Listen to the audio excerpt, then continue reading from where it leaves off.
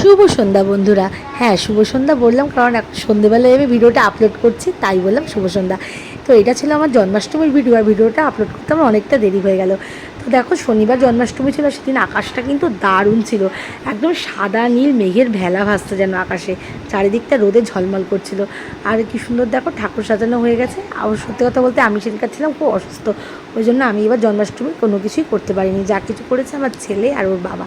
তো আমি তখন রান্নাবাড়ির দিকটা করছিলাম, রান্না হয়ে গেছিলো আমার। আমি করেছিলাম হচ্ছে ফুলকপি দিয়ে পনির দিয়ে ডালনা, আর করেছিলাম হচ্ছে কলা কাঁচকলা দিয়ে আলু দিয়ে ডালনা।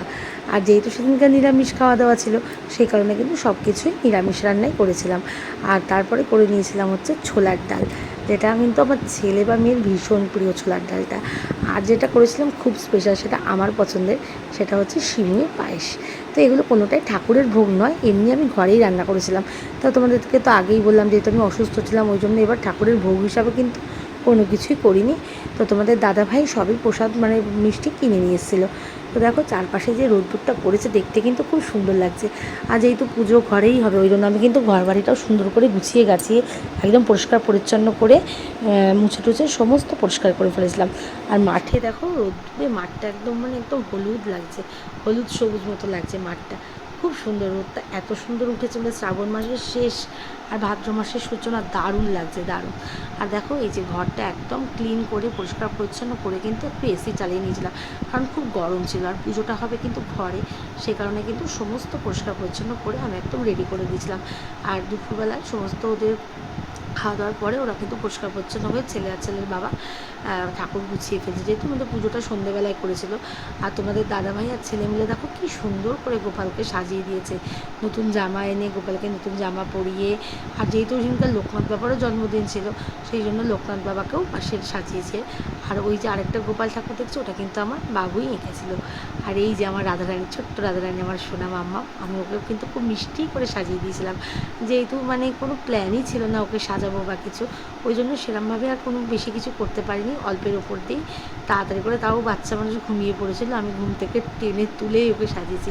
তো যথারীতি সন্ধ্যা নাগাদ পুজোতে কিন্তু বসে গেছে, যেহেতু তোমাদের দাদাভাই আবার দোকানে যাবে, সেই জন্য বললো তাহলে সন্ধ্যে সন্ধ্যে পুজোটা করে নিই। তো এই যে আমি কিন্তু ঘুরে ঘুরে একটু ভিডিও করছিলাম, যেহেতু এদিকেও মানে ঠাকুর রয়েছে। তো যাই হোক, এই যে আমার ছেলে বসে গেছে, ছেলেই এবার পুরোহিত, ছেলেই পুজো করবে। আর দেখো, বাইরেটা কিন্তু পুরো অন্ধকার হয়ে গেছে। তো এই যে ও এখন পুজোতে বসবে, আর তোমাদের দাদাভাই কিন্তু ওকে সব কিছু বলে বলে দিচ্ছে বা একটু সাহায্য করছে। আর এই যে ওর তো পঞ্জিকাটা নিয়েই বসে, যেহেতু পঞ্জিকাতেই সমস্ত কিছু পুজোর নিয়ম বা মন্ত্র থাকে, ওই জন্য পঞ্জিকাটাও নিয়েই বসেছে। এখন সত্যি কথা বলতে করতে করতে ও অনেকটা কিন্তু পুজোর কাজকর্ম অনেকটাই শিখে গেছে। যখন পৈতে হয়ে গেছিলো, পৈতে হওয়ার পর থেকে ওকে আমি আস্তে আস্তে আস্তে আস্তে একটু একটু করে কিন্তু অভ্যাস করাই, ওই জন্য অনেকটাই ও কিন্তু শিখে গেছে। আর ওই জন্য আমার এখন চিন্তা হয় না যে আমি অসুস্থ থাকলেও আমি যদি করতে নাও পারি, ও ঠিক সেই মানে এগুলো করতে পারবে। সেই রকমভাবেই ওকে কিন্তু আমি এখন থেকেই প্রস্তুতি করাচ্ছি। আর এই যে আমার মাম্মামও কিন্তু সেজে গুজে একদম রানী সেজে পাশে বসে রয়েছে, দাদার পাশে। দাদা পুজো করছে আর ও বসে বসে দেখছে, আর আমি তো দূরে বসে শুধু ভিডিওটাই করছি, আর কিছু করার নেই। আর তোমাদের দাদাভাই আর বাবু মিলেই কিন্তু সবটাই সামলে নিয়েছে। তো এই যে এবার কিন্তু ব্রতকথা পড়া হচ্ছে, জন্মাষ্টমীর যে ব্রতকথা থাকে সেটা কিন্তু পঞ্জিকাতেই থাকে। তো যেহেতু মানে সংস্কৃত উচ্চারণ, ওই জন্য ওর বাবা ওকে একটুখানি সাহায্য করে দিচ্ছিলো পড়াতে। তো এই যে পুজো হয়ে গেছে, এবার কিন্তু আরতি হচ্ছে, আরতির পালা। আরতি হলে পুজো মোটামুটি কমপ্লিট। তো যাই হোক, ছোটো মানুষ নিজের ভক্তি ভরে যেটুকু করেছে, আমার মনে হয় এটাই সবচেয়ে বড়। আর ঠাকুর এতেই হয়তো আশীর্বাদ করবে কিছু, যেটুকু ছোটো মানুষ করেছে এটাই অনেকটা বড়।